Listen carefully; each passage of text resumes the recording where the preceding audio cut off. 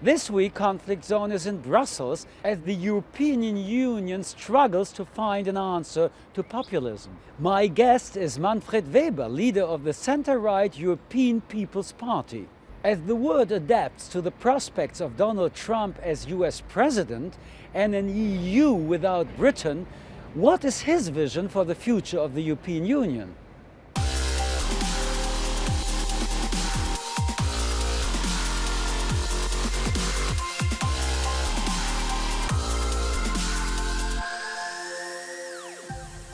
Manfred Weber, welcome to Conflict Zone. Let's start with the latest developments in the United States. The election of Donald Trump has been especially welcomed by far-right parties across Europe. Are you worried? Well, I'm concerned because uncertainty is what is ahead of us. And on the other hand, we have to respect the outcome. It was a democratic vote. I didn't ask if you have to respect the election. I asked if you are worried about the result of the election. I mean, a right-wing populist. And I said I'm concerned, yes, especially about the uncertainty. Again, it's important to see it's a democratic vote. So we have to say, first of all, welcome to the new president, but we have to say this on a position of strength. So Europe has to be strong in an answer to the Americans. That is what we have to do. Marine Le Pen is also welcoming the new president from the French Front National. The stance of a good chance of winning a presidency is growing. She says it's a global movement, what happened in America. A global movement determined by racism, nationalism and sexism. We are talking about France, one of the pillars of the European Union. That's why we as Europeans, we have to stand up. We have to defend our European way of life, not to copy the American way of life, to do our European way of life. The Europeans started. The Europeans started, not the Americans. I mean, Hungary, you see Poland. Globally a development. You see globally a development that people are afraid about the future. Globalization, digitalization, everything went so far. People are concerned about what does this mean for my life, for my identity even. And these are problems which we have to pick up as Europeans. In a few months, France will have elections. Yeah. And then we have to fight. That's a democracy. You know, it's not up to us as elites, as politicians, as journalists to decide. It's up to people to decide. But we have to say clearly what it means to vote for populists and for extremists. What does it mean? I can show it on the European Parliament, because people voted for Marine Le Pen, people voted for Wilders, people voted for Strache in Austria. They have no influence in any kind of decision-making process on European level, because populists and extremists have no idea what they are in favor. They only know what they are against. Are you talking about Mr. Orban from Hungary? Are you talking about the Prime Minister of Poland? Extremist, nationalist, racist or not? Viktor Orban got in the last mandate from Barroso and from Viviane Reding a lot of remarks on his legislation, on media, on the question of even the constitutional law inside of Hungary. And Orban delivered on all these remarks. And Poland? From Poland, not. Kaczynski, not for the So moment. you can see that the right-wing parties are not anymore theory. They are governing in countries in the European Union. On the other hand, we have 80% of support in Poland for the European Union. So I think Kaczynski... What is more important, to lead the government or to have a poll which is a nice one? I think Kaczynski cannot go along this way for a long time. That is why we have to we are really in the fundamental time period. He's not respecting what the European Parliament and the Commission is saying and doing about his decisions, let's say, about the High Court, about the freedom of press. That's why I would appeal to the member states, that you cannot say the European Commission should defend our values. I would ask in the European Council to do a debate about Poland. Why is in the European Council, when Angela Merkel, Hollande, May are meeting each other, why is there not a debate about what is going on in Poland? May is not being any long time in this club. That is that I regret, but she's still there. And the idea is simply some of the politicians in Europe think that you can use Brussels for the bad stories, for the bad things, and you can do at national level the positive things. Also, your party leader Horst Seehofer from the CSU likes to play this game. Sometimes all the national politicians are trying to play this game. Somebody who's also very happy about the result of the election in America is Geert Wilders of the Dutch Party of Freedom, has called these results the patriotic spring. He too has a high chance of winning the upcoming elections in the Netherlands. Once a liberal and tolerant society, what is going on in Europe? First, I don't accept that we copy Wilders, Le Pen with Trump. That is not correct. Trump had the same electorate, like, for example, last time Mitt Romney had and others had. So there is not to take copy and paste. That's anti-Islam, that's not fair. Anti-foreigners, anti-refugees, nationalists. Give me this the is chance Trump, to this answer is your Wilders. question. I don't accept this comparison with Trump and Le Pen. It's not the same. And on the What other is hand, worse? and on the other What hand, is worse? I think Le Pen is extremist when she wants to destroy the euro, when she wants to destroy Schengen, she wants to destroy our fundament of the European Union. So she's worse than Trump. Absolutely. But let me say what we have to learn out of this development. What we have to learn is that it's not anymore acceptable in the European Union to declare some of the issues people are concerned about as politically incorrect, that we are not allowed to talk about issues. For example, when people are afraid, frankly speaking, when my party or when the EPP party European-wide said last year that it's immigration, the illegal migration in the European Union is too much, then we had a lot of criticism from journalists. Criticism is normal. You have an opinion, there is another opinion. I mean, still you are allowed to say whatever you want. Are you a victim? We showed our position, and I think that's okay. And that is what we have to do. That is what we have to do. The point is that we have really, the people see that the elites, in a way, that the elites... Who are the elites? The people who are... I'm also elites, yes. That's why we have to rethink our position. And my position is that we have to talk about the concerns of the people. But everybody's talking about the concerns. The AfD in Germany, you have the extremists in every country of the European Union, and they are talking very loudly. Where is the problem? Yeah, the problem is that we had, in a lot of member states, a debate that the public opinion, which was created by a lot of friends, was not covered by the opinion of the people. That is what I want to say. Look, but again, the more important thing is to clarify my position.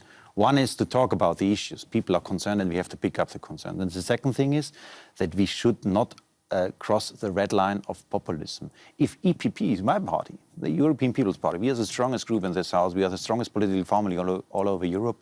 If we try to copy populism, then we would do a big mistake, because then we would even strengthen populism. But I have to understand.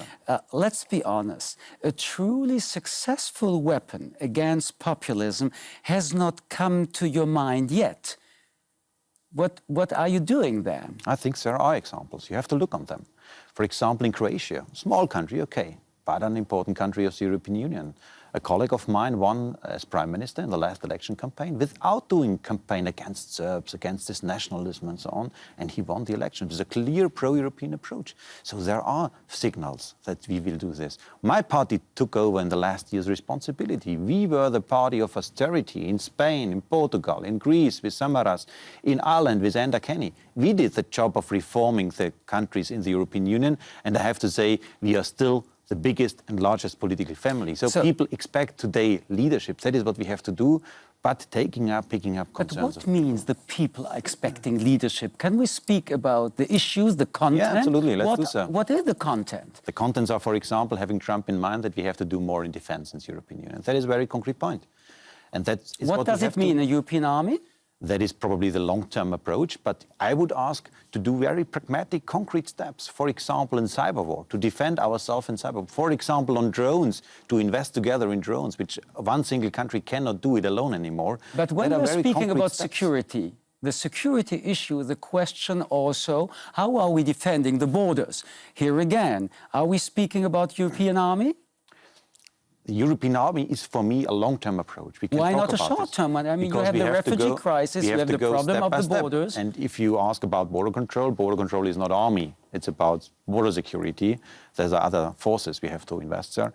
And there, Europe did a great step after the chaos of last year in the European Union. We invested in the Frontex. And today, in Bulgaria, on the border region to Turkey, we have European forces with the command, with the possibility to take over the command in force. And they are doing the job there. So Europe is getting step and step I mean, Mr. Trump said that his involvement in the NATO is not anymore the first priority. Is Europe, has Europe any alternative to create? He said that everybody has to contribute. And I think this is one of the few points where Donald Trump is right. Because when you see the investments of America in our NATO security system, and when you see the investments of our taxpayers in the European Union, then it's a fair point that the Americans say, why are only we paying for the security? That is a fair point. And that's why we have to invest. And my approach is Or soldiers? Money, not first of all. Money is because we are spending a lot of money in the European Union in defense. The question is the efficiency, how good we are investing. And I would appeal if we do this more together, we would use the taxpayers' money in a more efficient way. Let's go back to Germany and your country, Bavaria. You are a member of the conservative CSU. 30 years ago, one of your party's most famous leaders, Franz Josef Strauss, declared there can be no democratically legitimated party to the right of the CSU. Is that not true anymore? That is true, and that's why the CSU in Bavaria, we as EPP generally are fighting against populism. You know that Bavaria did in the refugee crisis an enormous job. People, volunteers, did an enormous job in Bavaria. The state is investing a lot. So we are helping people in need. But on the other side, we are saying, sorry, everything has limits. Everything has limits, and both sides are important. Let's be honest. Yeah. There is such a party in Germany, and the name is AfD, and you and your party are rather scared of it. It seems that the concept, also from the CSU, in order to fight right-wing parties, is to imitate them. You do know that in the end, people are voting for the original. Nobody's copying them again. But we are picking up the issues of the people, and if we are 10 to 15% AfD. When we had already 20 years ago the Republicans in Bavaria who were also right-wing extremists, and we eliminated them. So we fought against them, and we were successful at the end. In several countries in Germany, in the parliament. There is a good chance. Even in one more votes than CDU. There is a good chance to really fight against them if we do this together and with a concept which people can understand. And it's a middle way. It's a middle way between helping people in need, Syrians, seeing the tragedy of Aleppo. Everybody must be must want to help them. And on the other hand, we have to say it's about limits. We cannot take over everybody on this global level. Who asked Germany to take all? Well, we had last year a situation to open the border, and I'm from Passau, I'm from the border region to Austria, that's my constituency, and there was no check anymore. Nobody asked whether you are from Afghanistan, from Namibia, or from Syria. We had only opened our borders, and that is not a good approach. Your party leader, Horst Seehofer, says, like you are just mentioning, Angela Merkel's refugee policy is to blame for the success of the AfD. Do you agree with this? The refugee crisis in the last years is a political fundament for the strength of the AfD today. That is correct. And that's your why we party have to leader, Horst Seehofer, says Angela Merkel's refugee policy is responsible for that. Do you agree? I think the Angela Merkel approach last year was at the starting a very good approach to show the positive side of... You know, I will ask another time. To show what can I say again? Is she responsible for the AfD or not? I think it was not a good decision. It would have been not a good decision to say we close the border immediately after seeing the Hungarian problems. That's why the humanitarian approach is good. And we have to defend this. I see this European-wide. I say this to my friends in Poland, to my friends in Hungary. She was right, I say this to Viktor Orban as well. You have say to this open also to Horst Seehofer? Again, Bavaria did a great job during the last years. Bavaria need no lesson from nobody to help people. Bavaria is giving lessons to Angela Merkel. Horst Seehofer checked a lawsuit against Merkel for the breach of law. He accused her permanently to have things let go out of control and thus endanger Germany. So Seehofer didn't blame Merkel for the success of the AfD. She's responsible. There was a very critical and important discussion last year. But today, I have to say, we have everything again under control. So the Balkan route is closed. We have now refugees where we check, are they Syrians who can stay or are they illegal migrants who have to leave? That is what we are doing now in Germany. And that is now a good and balanced approach. And we will defend this. We will defend this in the next German elections. But again, on European level, it's the same. We have to find a way to define the solidarity question in the European Union. That is our open wound in the European Union. Angela Merkel you don't have and in European Union. And that's one of the problems of Germany. And that's one of the problems of the refugee crisis also in Germany. You don't have solidarity. People are not very happy about that, what Merkel did. Exactly.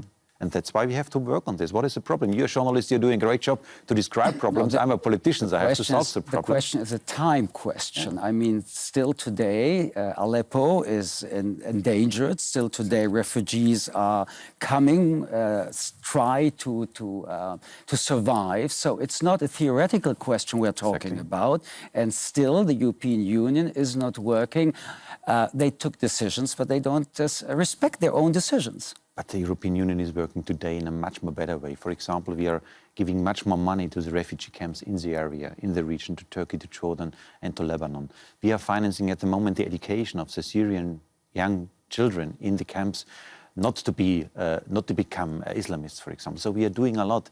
I only appeal not to say everything in a negative way. We have still work to do, and that is the solidarity. We don't want to say anything on the negative way, but there are some negative points. Yes. Your party is concerned about the influx of refugees, particularly when they have different cultural backgrounds, like Muslims from Turkey and Arab states. Why?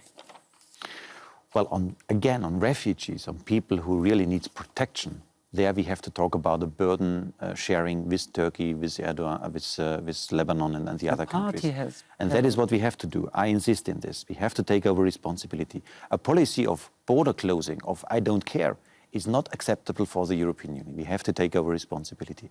But everything, again, with limits. That is what people are concerned about. Do we only open borders and accept everybody without control, or do we have limits there? And to bring these two things together, what is the problem behind? That Europe and Germany, and especially Bavaria, is a Christian country. Is the problem that the refugees are Muslims and not Christians? Because this is what Horst Seehofer is saying. We don't want many Muslims who are coming into our countries. Orban is saying the same, the Polish government is saying the same, but the destiny is doing what the destiny is doing. The refugees are Muslims. On Horst Seehofer, it's not correct, because we received, I can say it again, hundreds of thousands of Muslims in Bavaria as refugees, and they are well protected and they have everything what they need. But we are talking, for example, on the question. That doesn't mean that you are happy that they are coming. Absolutely. There is a strong support in the Bavarian society, and we have 50% of voters in Bavaria. There is a strong support of them to want to help people in need. We are a strong country, economically it's working well. That's why there is the atmosphere of I want to help. And that is what I expect from all the members in the European Union, that they have to share a little bit, they have to help others. On the other side, again, limits. Let's combine both things together, and then it's successful. Then we can fight against populism. We have to combine something also in the European Parliament, because just last week, the current president of the European Parliament, Mr. Martin Schulz, announced that he was going back to politics to Germany. You have an agreement with the socialist group to which he belongs, that the next president will be from the European People's Party you are leading. Are you going to run for this position? And don't tell me that you don't know if you are doing that. I have not the intention to run as president of the European Parliament, and we will find that means you are not running. Yes. You are not running. You will not be the candidate. We will present on the 12th of December a convincing candidate on behalf of the EPP But it will not be Manfred Weber. And it will be a candidate where we can talk afterwards with the socialists to find a common understanding. Because what I want to secure, what I want to guarantee is that this European Parliament is led by the pro-European democratic forces. I don't want to have any influence of Le Pen and other extremists on personal staff issues and all these things, and on content. I apologize, but I really didn't understand it to the end. Are and will you be a candidate, yes or no? I have not the intention to be a candidate. That is the reality. Let's talk about European Commissioner Günther Oettinger. He recently gave a speech in Hamburg peppered with racist, sexist and homophobic remarks. He didn't? No, he didn't. I listened to that. I mean, he didn't. But he clarified. What did he say about Chinese? What he said about homosexuals and the marriage? If this is not a problem, what is a problem? That is again the question of political correctness. You see, if somebody is joking, then you are saying it's racism. I don't declare it as this. This is a question of political correctness. Oettinger described the Chinese as slitty-eyed and as chiselers.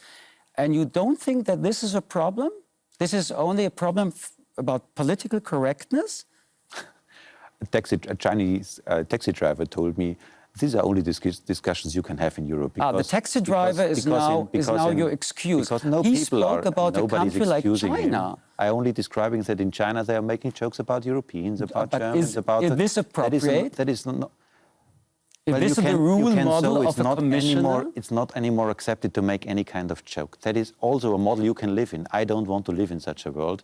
I think if we bring things back to the ground, Günther Oettinger did the last 7.5 years a great job. That. We are speaking about that. He did a great job as commissioner for the European Union. But this is not the excuse for that.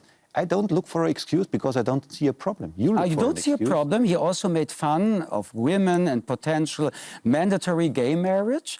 You don't think that this is a problem? I don't think so, because he did it in the context of a joke.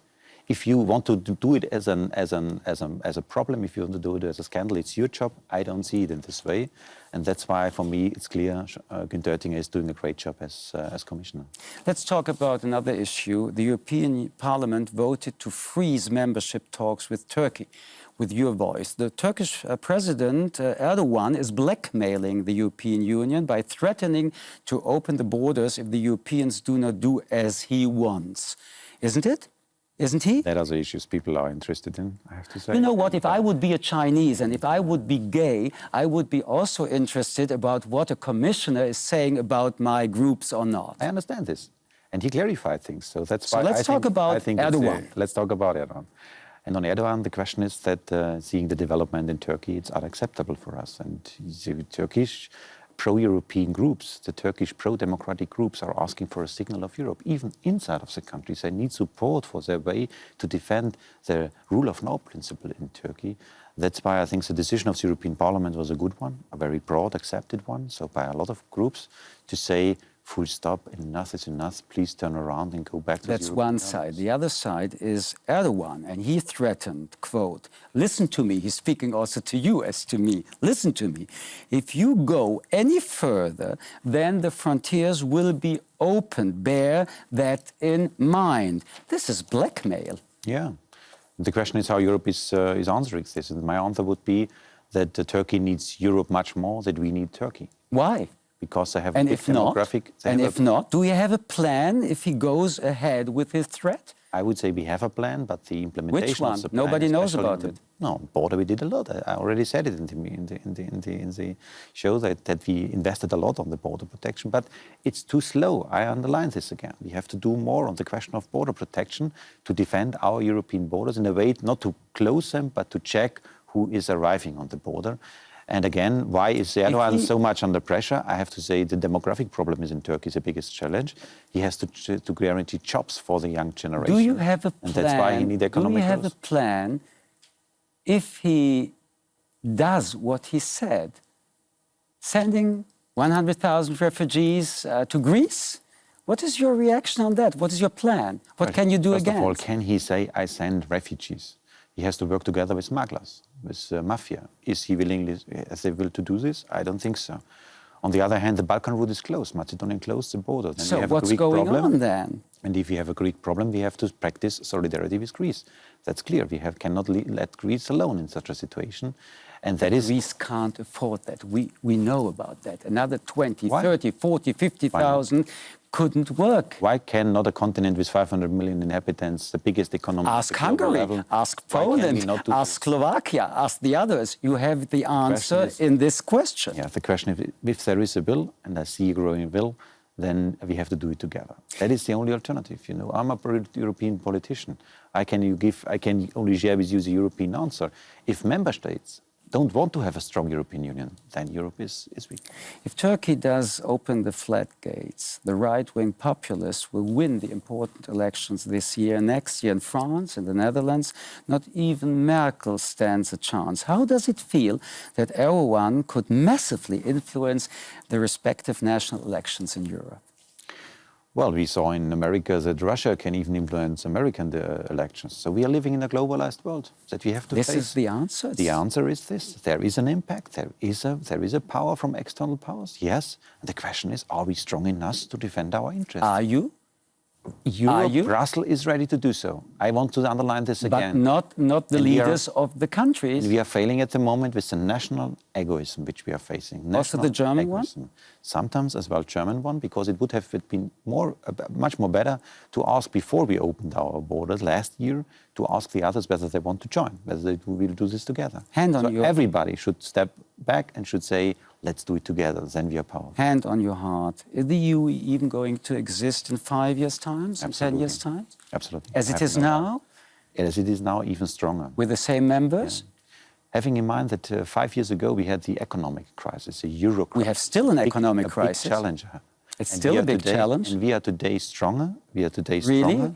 Great Britain left, Brexit, France having elections. You will see that the Brexit will lead at the end to a situation where people understand how important this union is. Because today not Berlin and Paris has a problem with Brexit, London has a big problem with the Brexit. Manfred Weber, thanks very much for being on Conflict Zone. Thank you. It was a pleasure.